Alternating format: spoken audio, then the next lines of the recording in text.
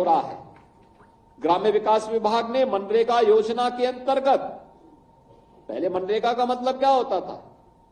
17 के पहले यूपी में पहले एक तालाब खुदता था और अगली बार काम नहीं तो कहते थे कि भाई अब ये काम करो, इस तालाब को पार डालो, फिर अगली बार उस तालाब को फिर खोदो, तो पूरा पैसा तालाब को खोदने, पाटने और फिर खोदने में ही लग जाता था। अब देखिए काम हो गया, तो अन्य कार्य के अलावा अब क्या काम होना है भाई? अब गांव में एक मॉडल अन्नपूर्णा भवन बनाओ। अन्नपूर्णा भवन का मतलब मॉडल फ्रेंचाइज शॉप, एक साथ सभी प्रकार की सुविधा वहां मिल गई, सभी प्रकार की सुविधा, गांव में लोगों को रोजगार भी और अन्य प्रकार की। आप देखिए ना, राशन कार्ड की दुकान में एक व्यक्ति राशन बेचने में और सामान बेचने में लग गया, एक वहां पे कॉमन सर्विस सेंटर में काम करने को एक व्यक्ति को वहां जिम्मेदारी मिलेगी, अन्य लोग तमाम प्रकार के अन्य कार्यों के साथ वहां जुड़ सकते हैं। बहुत अच्छी सुविधा वहां के माध्यम से प्राप्त हो सकती है और यह कार्य आज एक साथ यहां पे ग्राम्य विकास विभाग और खाद्य एवं रसद विभाग मिलकर के आगे बढ़ाने का कार्य कर रहा है।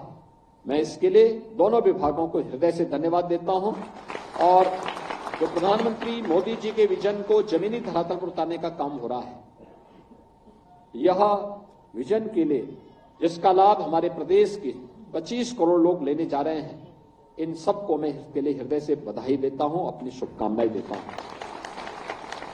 सरकार बहुत शीघ्र कुछ और भी बड़े कदम इस क्षेत्र में उठाने की तैयारी कर रही है।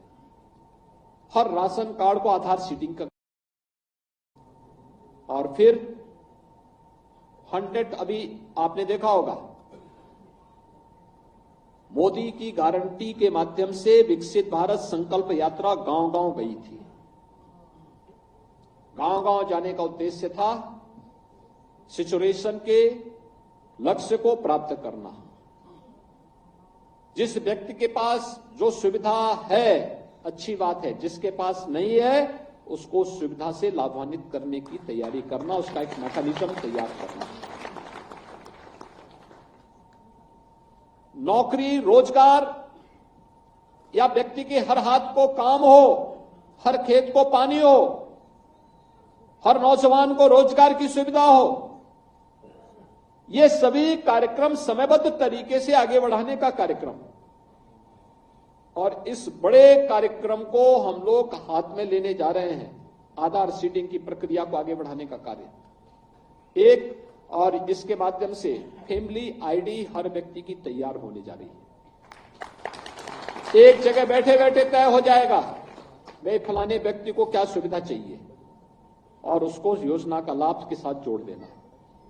दूसरा है राजस्व से जुड़े हुए किसी भी, आपको अपने जमीन का कागज देखना हो, तहसील के चक्कर नहीं लगाने पड़ेंगे।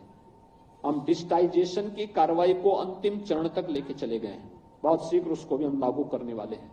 एक ही जगह बैठ करके आप अपने जमीन के कागज वहीं से नकल निकाल सकते हैं और फिर इस प्रक्रिया को फिर हम बाद में वरासत के साथ भी ऑटो मोड पर जोड़ने की तैयारी कर रहे हैं।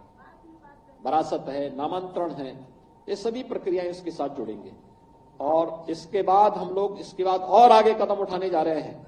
वह कदम होगा पैमाइश की समस्या का समाधान समाप्त। अब तकनीक का, जैसे हवाई जहाज हेलीकॉप्टर उतरता ना, कोऑर्डिनेट दिए जाते हैं, ऐसे ही कोऑर्डिनेट से तय हो जाएंगे किसकी कौन सी लैंड है। कोई जमीन का घपला कर ही नहीं पाएगा। अब जरीब को इधर उधर करने की जरूरत ही नहीं होगी, सारा घपला वहीं से होता था। अब तो एक ही जगह बैठ करके वहां से सब तय हो जाएगा किसकी लैंड कितनी कहां पे है और सारे विवाद तकनीक के माध्यम से कैसे समाप्त हो सकते हैं। इस दिशा में भी उत्तर प्रदेश जैसा राज्य अगर इस दिशा में आगे बढ़ जाएगा, मुझे लगता है गरीबों को कितना लाभ प्राप्त हो जाएगा। हर गरीब के चेहरे पर खुशहाली आएगी, उसकी आमदनी बढ़ेगी। प्रधानमंत्री मोदी जी ने पहले पीएम स्वामित्व योजना में जहां पे जिसकी झोपड़ी है, गांव में जहां जिसका मकान है, वहां का मालिकाना अधिकार उसको दे करके पहले ही जमीन का मालिक बना दिया है और फिर जो बचे होंगे उन सभी गरीबों को हम इस सुविधा के साथ जोड़ने का कार्य करेंगे। आज का एक कार्यक्रम बहुत महत्वपूर्ण कार्यक्रम है। इस महत्वपूर्ण कार्यक्रम के लिए मैं एक बार फिर से आप सभी को हृदय से बधाई देता हूं। सभी जनप्रतिनिधिगण जो अलग अलग जनपदों में इस कार्यक्रम के साथ जुड़े हुए हैं, उन सबको भी मैं इसके लिए हृदय से अभिनंदन करते हुए विश्वास के साथ कह सकता हूं कि जो उनकी मंशा थी कि गरीब को राशन मिलना चाहिए, उस राशन की सुविधा का लाभ उनको प्रदान करने की कार्रवाई को हम आगे बढ़ा रहे हैं। इस विश्वास के साथ आप सबको मेरी शुभकामनाएं। धन्यवाद। जय हिंद।